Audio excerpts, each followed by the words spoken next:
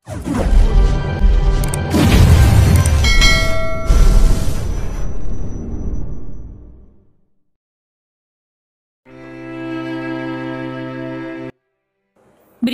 POV. Sa pag-usad ng sasakyan paalis sa parking area ng presinto, hindi ko na nilingon pa sa Hercules. Nakapagdesisyon na ako. Hindi na ako maniniwala pa sa kung ano man ang sasabihin niya sa akin. Hindi na ako papayag na muli niya akong mauto. Binigay ko na sa kanya ang second chance na hiniling niya, pero sinira niya yon.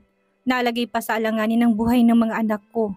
Kaya naman hindi na talaga pwedeng balikan pa siya. Naging tahimik kaming dalawa ni Kuya habang bumabiyahe pa uwi ng bahay. Nang may nadaanan kami na store na nagtitinda ng donut, si Kuya na din ang bumaba para bilhan na pasalubong ang mga bata. Matyaga lang ako naghihintay dito sa loob ng kotse habang lumuluha. Bago dumilim, maayos kaming nakauwi ng bahay.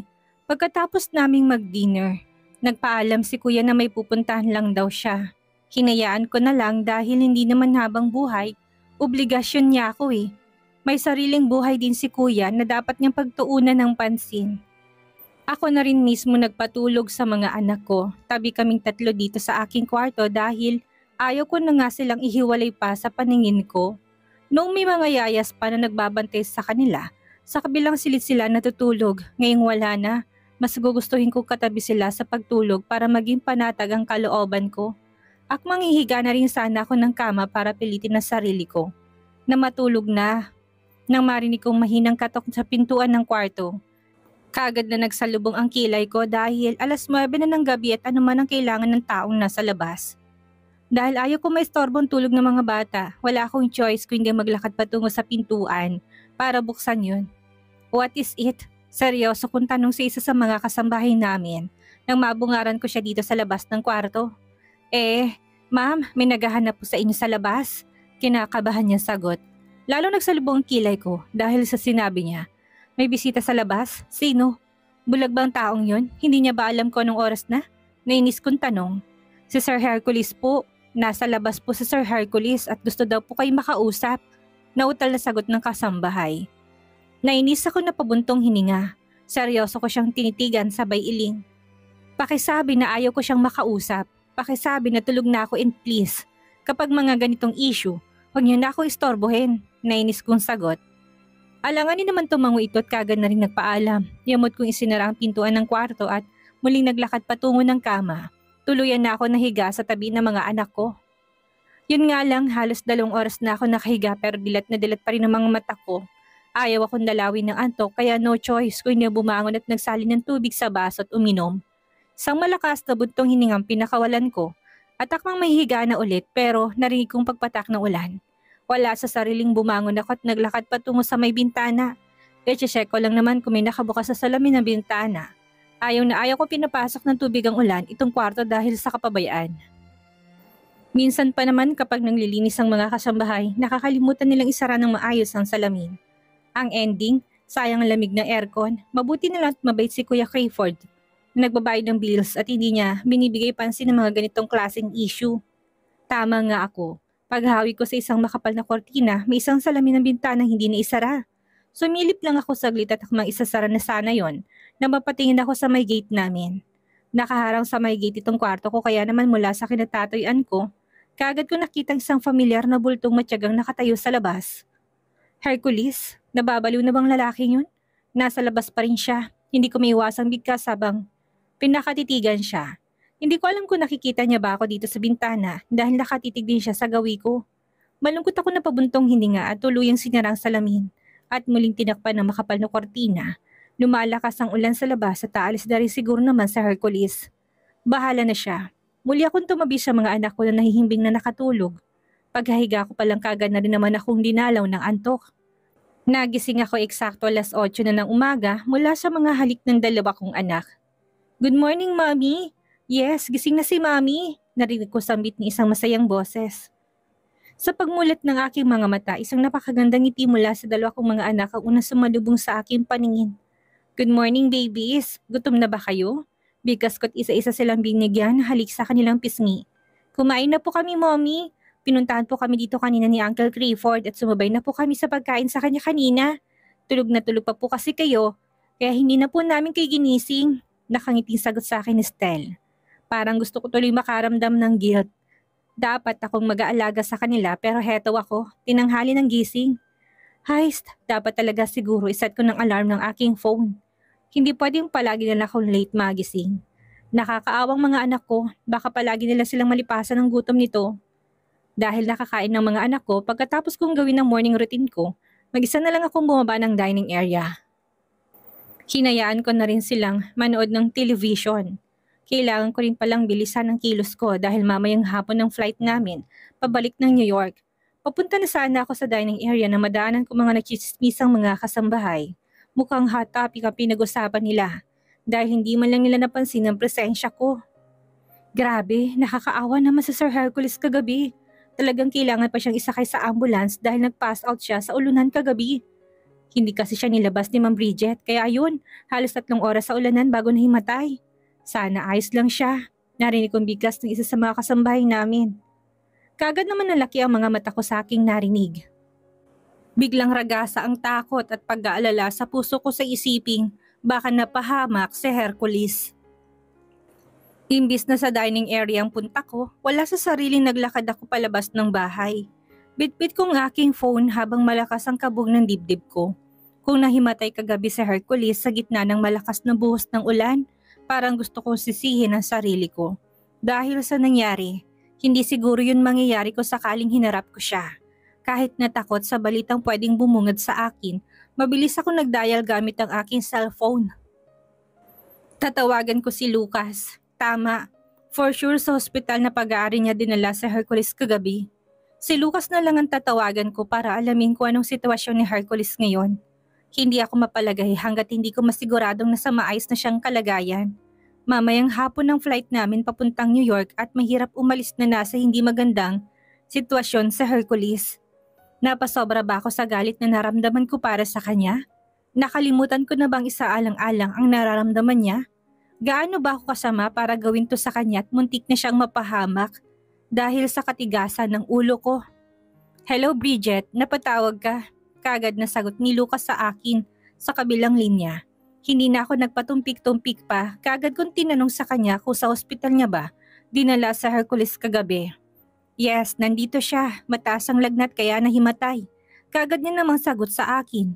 Kamusta siya? Kamusta ang kalagayan niya? Nag-aalala kong tanong kay Lucas. Don't worry, ayos na siya. Kailangan niya lang magpahinga. Sagot niya naman sa akin na labis kong pinagpasalamat. Tama na sa akin malamang ayos sa Hercules. Yun lang at magaan ang loob ko na aalis ng bansa para ipagpatuloy ang buhay na malayo sa kanya. Sigurado ka na ba sa decision mo? Hindi na ba talaga magbabagong isip mo? Aalis ka talaga? Narinig kong tanong sa akin ni Lucas sa kabila ng aking pananahimik.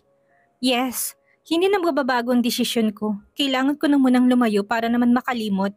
Masyado pang sariwa sa puso't isipan ko mga nangyari at gusto kong makalimutan yon. Malungkot kong sagot kay Lucas. Paano mga bata? Paano kung hanapin nilang ama nila? Anong isasagot mo? Seryosong tanong niya sa akin. Matatalino sila at hindi sila against sa pag-alis namin. Actually excited pa nga sila eh.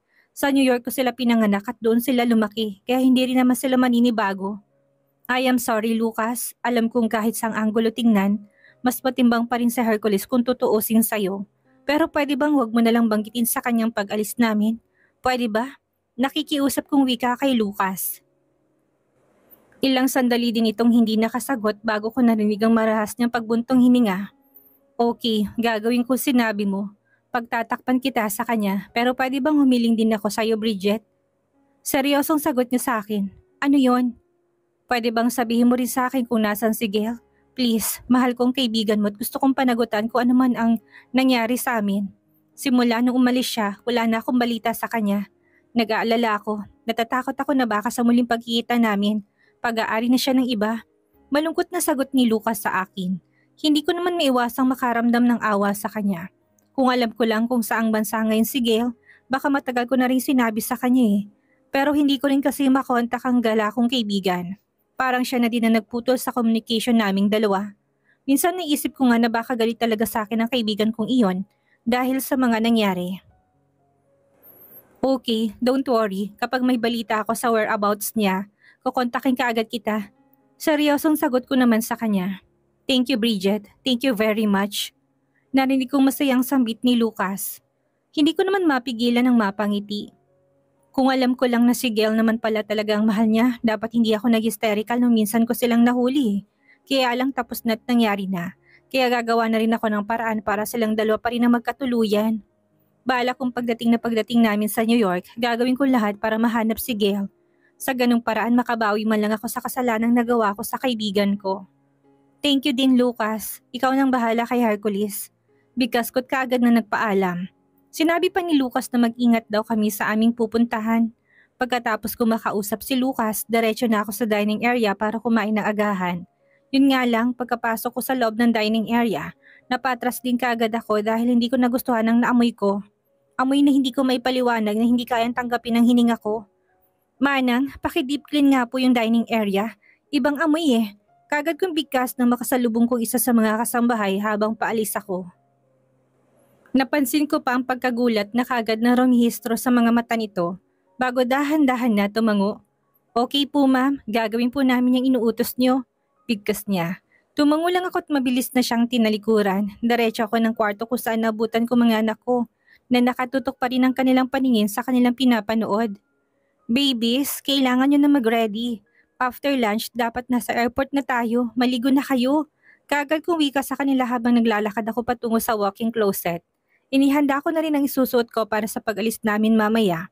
Ayaw kong gahulin ako ng oras. Uuwi si Kuya Clifford before lunch dito sa bahay galing opisina dahil gusto niyang mismong maghahatid sa amin patungo sa airport. Eksaktong alas 5 ng hapon ng aming flight. Wala nang atrasan pa. Alam kong kaduwagan itong gagawin ko pero para sa katahimikan naming lahat, kailangan kong gawin ito. Hindi para sa akin ang bansang ito't buo ng desisyon ko. Papalakihin ko mga anak ko na ako lang. Hercules POV. Masakit sa kalooban kung tuluyang pag-iwas ni Bridget sa akin at kahit na anong gawin ko, ayaw niya pa rin akong kausapin. Aminado ako sa lahat ng mga pagkakamali na nagawa ko sa kanya. At kahit konting oras man lang, ayaw niya talaga akong pagbigyan. Hercules anak, mabuti naman at gising ka na. Kamustang pakiramdam mo? Narinig kong tanong sa akin na nag-aalalang si Mommy. Wala sa sariling na patitig ako sa kanya kasabay ng aking pag-iling. Mom, ayos na po ako. Huwag na po kayong mag-alala sa akin. Mahinang sagot ko kay Mommy. Sa totoo lang masakit pa rin talaga ang buo kong katawan. Mahina pang katawan ko tapos nagpaulan pa ako kagabi kaya hindi talaga kinayat na himatay ako. Mukhang wala nang ang pakialam si Bridget sa akin. Alam kong alam niya na kung ano man ang nangyari sa akin kagabi pero wala siya. Hindi niya man lang ako nagawang dalawin dito sa ospital. Kahit saglit lang, maramdaman ko man sana ang presensya niya. Ano ba kasing nangyari sa yung bata ka? Bakit mo ba ipinipilit ang hindi na pwede? Hayaan mo na muna siya. Bigyan mo muna ng space si Bridget dahil masyado pang sariwang lahat na ng mga nangyari. Galit pa siya kaya ayaw ka pa niyang harapin. Seryosong wika ni Mommy. Malungkot naman ako na pabuntong hininga. Mom, ano sa palagay mo? Magkakabati pa rin ba kami ni Bridget? Makikita ko pa ba ang mga anak namin? Malungkot kong tanong sa kanya. Kaagad naman siyang tumango. Siyempre naman, may mga anak kayo at kahit na anong gawin ni Bridget, hindi na mababago yun. Hayaan mo na muna siya. Pahupain mo na muna ang galit niya. Pasasan ba't mapapatawad ka rin niya, Hercules? Kailangan lang natin maghintay ng tamang timing. Nakangiting sagot niya sa akin. Nasa ganun kaming pag-uusap nang mapansin kong pagbukas ng pintuan ng kwarto at pumasok si Lucas. May mga kasama siya at sinabi niya sa akin na i-check lang daw niya ang vital signs ko. Tinignan din nila kung may lagnat pa daw ba ako at mabuti na lang at ayos na. Yun nga lang, binili ng doktor na kasama ni Lucas na kailangan ko raw ng tamang pahinga para muling bumalik ang dati kong lakas. Tumawag nga pala si Bridget, kinamustang kalagayan mo. Maya may bigkas ni Lucas na akmang lalabas na siya ng silid. Hindi ko naman mapigilan na makaramdam ng tuwa. Sinasabi ko na nga ba hindi talaga ako matitiis ni Bridget. Kinakamusta ako kay Lucas so ibig lang sabihin nito na nag-aalala pa rin pala talaga siya sa kalagayan ko. Anong sabi mo? Dapat sinabi mo na kritikal ako para pinuntahan ako. Miss na miss ko na siya. Miss na miss ko na si Bridget. Kaagad ko naman sagot kay Lucas. Napansin ko biglang sumeryosong mukha nito kasabay ng pag-iling. Malabong mapuntahan ka noon dahil sa mga oras na to, siguradong nakaalis na ng eroplanong sinakyan nila paalis ng bansa. Seryosong sagot ni Lucas. Wala sa sariling mabilis ako napabangon ng hospital bed. Gulat na gulat ako sa kanya sinabi.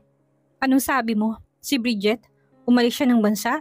Seryoso kong tanong kay Lucas. Ang sama ng loob na nararamdaman ko kani-kanina lang ay mas lalo pa yatang dumoble. Hindi ko akalain na gawang umalis ulit ng bansa ni Bridget ng basta-basta. Siguro gusto niya na talaga akong burahin sa buhay niya. Siguro hanggang langit ang galit na naramdaman niya sa akin at hindi niya siguro ako mapapatawad kahit na anong gawin ko. Sa isiping yon, hindi ko na napigilan pagpatak ng luha sa aking mga mata. Sa pangalawang pagkakataon, nilayon ulit ako ng babaeng mahal ko. Ginawa niya marahil ang desisyon ng paglayo dahil sa kapakanan ng mga anak niyo. Masyadong traumatic ang mga nangyari kaya siguro siya nakapagdesisyon na ilayo mga bata para sa mabilisang recovery. Narinig kong bigkas ni Lucas. Blankong ekspresyon ng mukhang dahan-dahan akong tumango. Ang muling paglisan ni Bridget dito sa Pilipinas ay parang isang malaking bangungot sa buhay ko. Nakalabas ako ng ospital at naging normal ang buhay ko, pero hindi pa rin nawawalang sakit ng kalooban ko. Sa paglipas ng mga araw, unti-unti ko rin natanggap sa sarili ko na hanggang doon na nga lang siguro kaming dalawa ni Bridget, na hindi na madudugtungan ang pag-ibigan naming dalawa. Sigurado ka na ba sa desisyon mong yan? Hindi na ba talaga magbabagong isip mo? Seryosong tanong ni Mommy sa akin. Kasalukuyan akong abala dito sa loob ng aking opisina na bigla siyang dumating para personal. May tanong sa akin sa kung ano man ang magiging desisyon ko kay Alina. Yes, si Alina. Sa kabila ng galit na naramdaman ko para sa kanyang ina, patuloy ko pa rin tinulungan ng batang yon. Katunayan nga nakatakda na siyang sumalang sa surgery bukas ng umaga. Dahil sa wakas nakahanap rin ng donor si Lucas. Isang batang lalaki na sangkot sa isang aksidente at brain dead nang dinala sa ospital. Siya ang magiging donor ni Alina at sana maging successful ang surgery. Ma'am, wala naman tayong pagpipilian Kung sakaling hindi may sagawang surgery kay Alina, sa lalong madaling panahon, posible pa rin siyang mawala sa atin. Hayaan na lang natin ang mga doktor sa trabaho nila. Kaswal na bigkas ko kay Mommy. Napansin ko na tigilan to kasabay ng pag-iling. Wala ka bang pakialam sa batang yun? Huwag mo naman sanang idami si Alina sa galit mo sa kanyang ina. Pwede bang bisitahin mo siya bago gawin ang surgery? Ilang araw ka nang hinahanap ng bata pero hindi mo malang siya mapuntahan. Sagot naman ni Mommy sa akin. Para ano pa Mi? Nandiyan naman kayo. Kayo na munang bahala sa kanya. Marami nakabinbin ng trabaho dito sa opisina at hindi ako pwedeng baliwalain yon. Seryosong bigkas ko. Ewan ko ba? Simula nung iniwan ako ni Bridget, wala na ako ibang inatupag ko hindi magtrabaho na magtrabaho. Kailangan ko magpakalunod sa trabaho para kahit saglit lang, makalimutan ko man lang ang sakit na naramdaman ng puso ko. Bullshit! Hindi ba't sinabi ko na kailangan nang may finalize ang lintik na report na yan before 3 p.m? Bakit hanggang ngayon wala pa rin? Galit ko sigaw kay Miss Garcia. Ang aking secretary hindi na makatingin ng diretso sa akin dahil simula kaninang umaga mainit ng ulo ko. I am sorry sir. Ilang beses ko na pong nabanggitan tungkol dito sa mga taga-finance department. Pero hindi pa rin daw sila natatapos Nautal na sagot sa akin ni Miss Garcia. Yamot ako na patayot matalimang mga matang tinitigan ko siya. To hell with that. Sabihin mo sa kanila na in 30 minutes kapag wala pa lintik na report na yan, maghanap-hanap na sila ng ibang trabaho. Galit kong singhal kay Miss Garcia.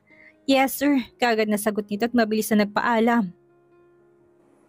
Naiwan naman ako muling napaupo sa aking survival chair habang galit na galit pa rin. Ewan ko ba? Simulan tuluyan tinalikuran ako ni Bridget, mas lalo naging mainitin ang ulo ko. Hindi ko na nga mabilang kung ilang mga empleyado ko na ang napipilitang mag-resign. Dahil sa ugali ko, alam ko sumusobra na ako pero hindi ko talaga mapigilan ang bugso ng aking damdamin. Kung galit ako, galit talaga ako. Sa loob na 3 taong wala akong balita kay Bridget, hindi ko na rin mabilang kung ilang beses na ako nagpalit ng secretary. Sila kasi talagang palagi ko napagbubuntunan ng galit ko Sila talagang palaging sumasalo sa lahat ng mga masasakit na salita na lumalabas sa bibig ko. Shit! 3 years nang mabilis na lumipas at sa loob ng 3 taon na yon para ako namuhay sa kadiliman. Minus kong buong atensyon at oras ko dito sa opisina na siyang dahilan. Kaya tinanghal ako bilang isa sa pinaka-successful na businessman dito sa Pilipinas. Lahat yata ng klase ng negosyo basta alam ko sa sarili kong malaki ang kita, pinasok ko na para lang malibang at sandaling makalimot. Sa kung anumang buhay meron ako ngayon. Yun nga lang, aminado pa rin ako sa sarili kong malungkot ako.